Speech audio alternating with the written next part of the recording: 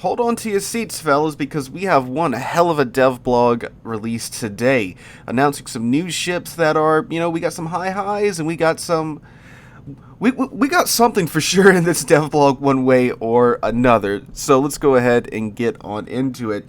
If you wish to read the devblog yourself or read along as I read aloud, you can find a link to it in the description down below. We generally don't go through and read every single stat in these devblog videos in order to keep the time down. So if you also wish to do that, again, link to it is in the description down below. I will be putting up any relevant images or artwork included in the devblog. So there is that. But if you want to check it out for yourself, check out the description. Alright, so let's go ahead and see what they have to say here. It says, Closed Test 13.7, new ships. Captains, Update 13.7 is approaching fast. That means we have news to share about new ships entering the game, as well as updated 3D models of previously announced ships. First on the list is the Pan American battleship Ipiranga Tier 8.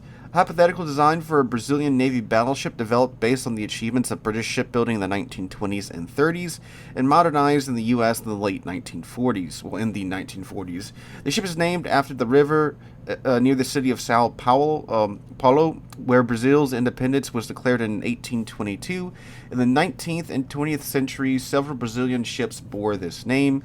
Representing the Tier 8 in the new Pan American battleship line, announced their latest new ship devblog, last new ship devblog, my bad. We're now ready to share details and stats of Ipiranga. So this one was announced in the previous devblog that we did, talking about the Pan American battleships, but they didn't have the model there. They didn't have the parameters there. So she has 66,300 hit points. She has 32mm bow and stern plating. She has 6x2 356, so that's 15-inch guns with a firing range of 18 point. No, that's 14-inch guns. Yeah, that's 14-inch guns. Man, math. Firing range of 18.7 kilometers. Her HE does 5,000 maximum damage and 31% fire chance, 59mm of pin. HE shells come with a tube at 747 meters a second. AP shells do 9,800. With an initial velocity of 757 meters a second, with a 30-second reload time.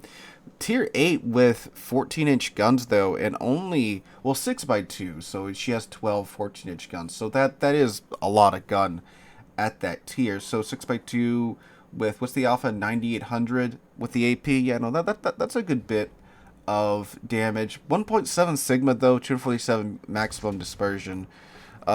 Is Tier 8, so we'll see. But, the Pan American battleships, again, they're supposed to be, brawlers and such with plenty of secondary guns. How many secondary guns does she have? She has 6 127mm secondary guns, and then 8x2, so 16 152mm secondary guns. Okay, yeah, that be better. 7.6 kilometer base range, so you can get them out to 11-ish kilometers. So, yeah, okay, like I said in the Pan American battleship video, I am excited for them for sure, and I can't wait until we can get our hands on them. So I'm looking forward to those guys. But probably in one of the biggest twists and just what moments, we are finally getting a new Tier 10 German cruiser, a premium German cruiser, or a reward ship or whatever. The Germans have been one of the few lines that haven't had a, Tier 10 large cruiser, right? One of the few main lines, I should say. Like the British haven't gotten one yet, the Germans haven't gotten one yet. But the Japanese, the Americans, the Soviets, they've all gotten their Tier 10 large cruisers. The Germans are finally getting theirs in the form of the Hildebrand, which is, yes, that is right.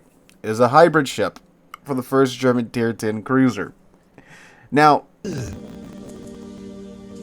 brother, what's that? What's that, brother? I wouldn't really mind this if it was maybe the second German Tier 10 cruiser, but methinks the first German Tier 10 cruiser should have really just been, a bigger a gear, right? Or maybe a more accurate a gear, give it the Yoshino, the Yoshino Azuma treatment, right? A more accurate a gear with a couple more goodies bolted onto it, a little bit more HP, maybe some better armor, but no, we get the Hildebrand instead.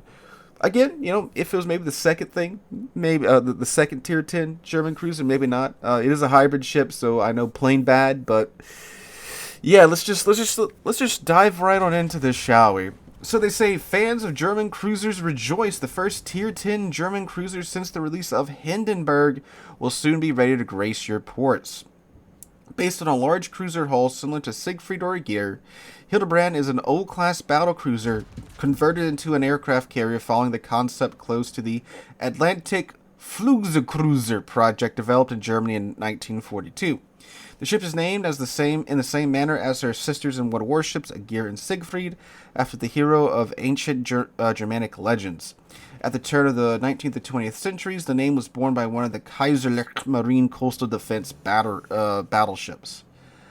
First, for a hybrid, Hildebrand has access to, two different squadrons.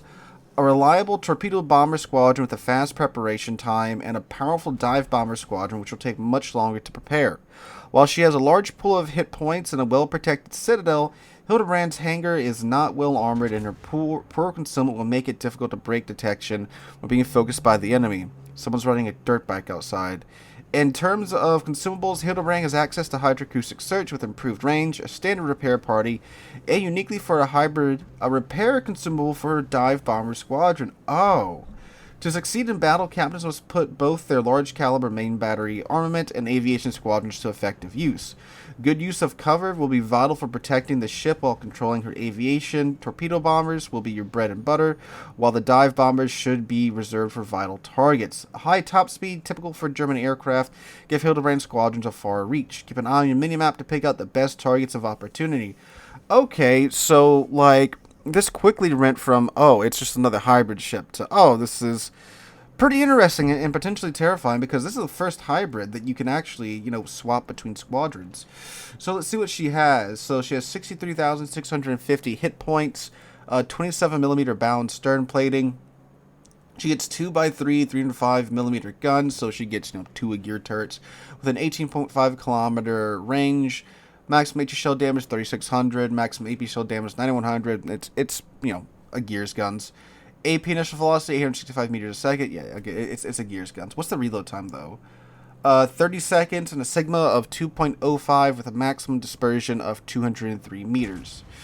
All right, so let's see these. Do they have the? Yes, they do have the aircraft. So the torpedo bombers. You get 1,570 hit points per plane, 149 knots. Yes, maximum speed 189 knots.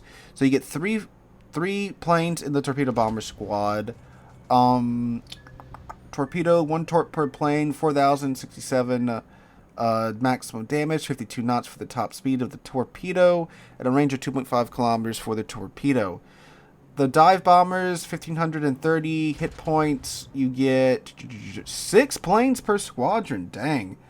You get 1 bomb. It's an HE bomb, 13,700 maximum damage, 68 millimeters of armor pen, and a 78% fire chance. Dang.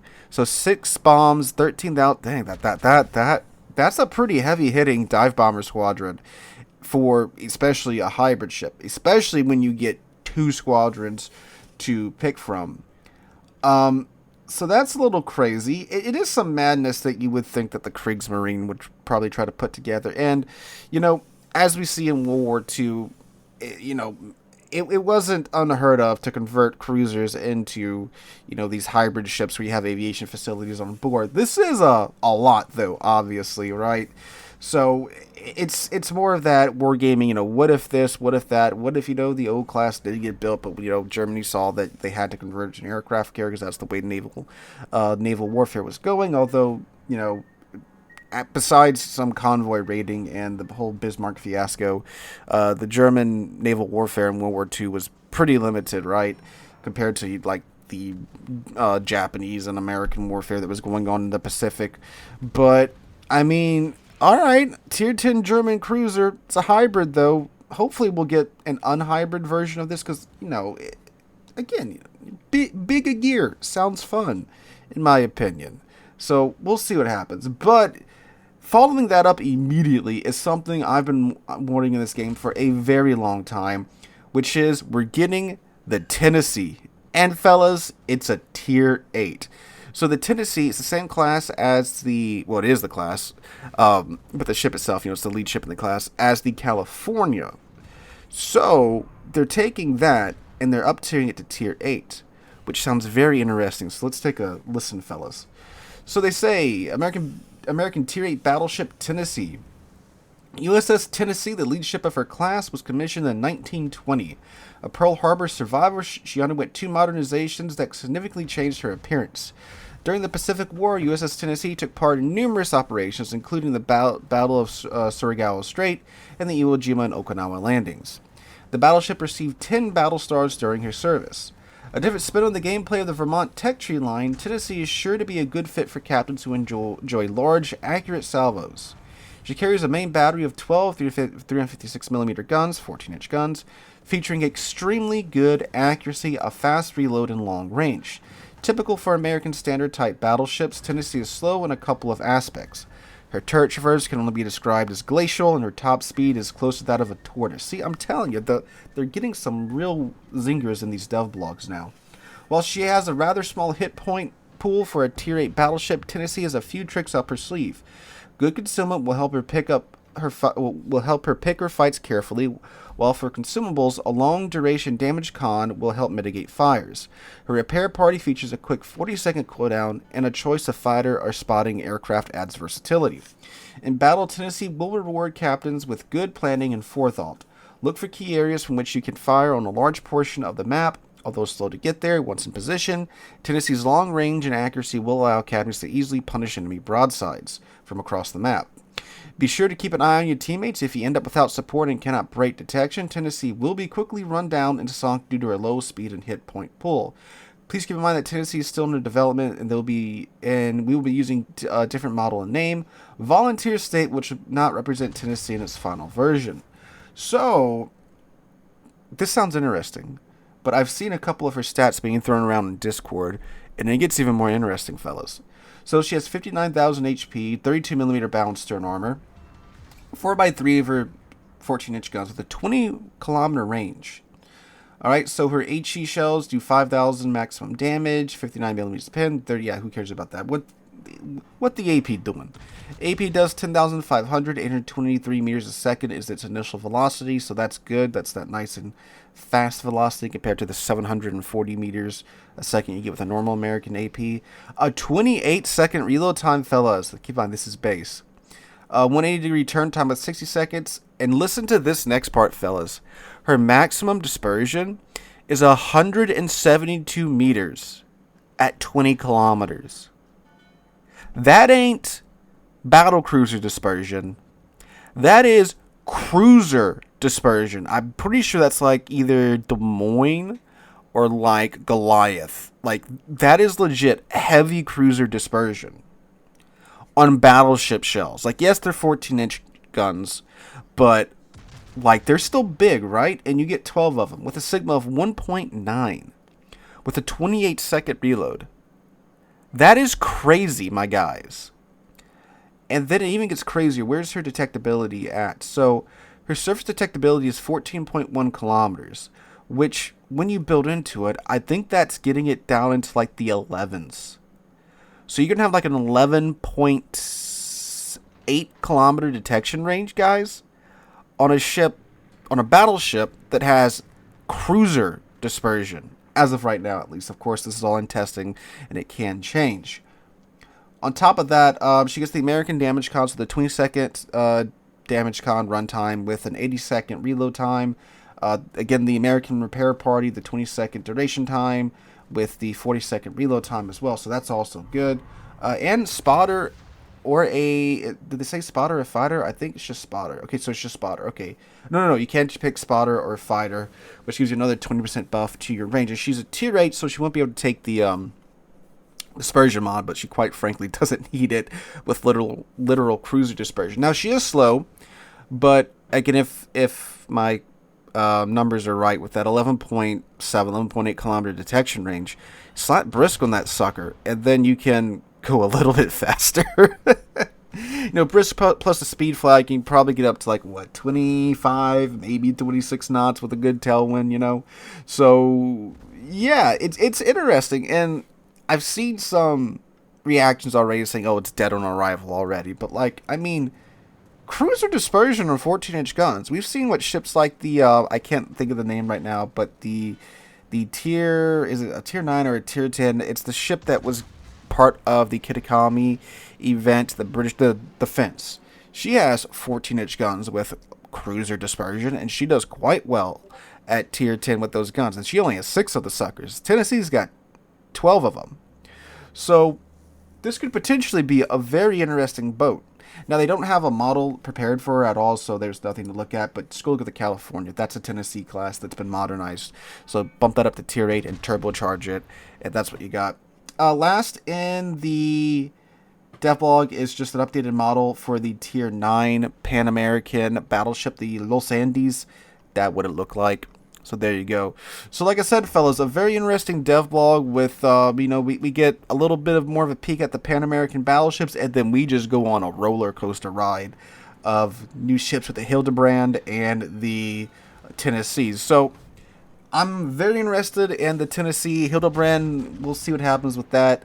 Again, I'm glad Germany's finally getting a tier 10 large cruiser. A little disappointed that it's a hybrid and not, again, just a bigger gear like I would like, because I do like my gear, even though I had terrible matchmaking with her this morning. But anyway, fellas, that's what's going on. Let me know what you guys think about it in the comments down below. Are you excited for the Hildebrand, the Tennessee? Are you disappointed in them? Let me know all that jazz in the comments down below. If you enjoyed this video, make sure to drop a like, leave a comment, and all that jazz. I hope to catch you guys. Oh, have a good Thursday. Now, I'll catch you guys. No, have a good Friday. That's when this is coming out. Have a good Friday, fellas. Catch you guys on the next one.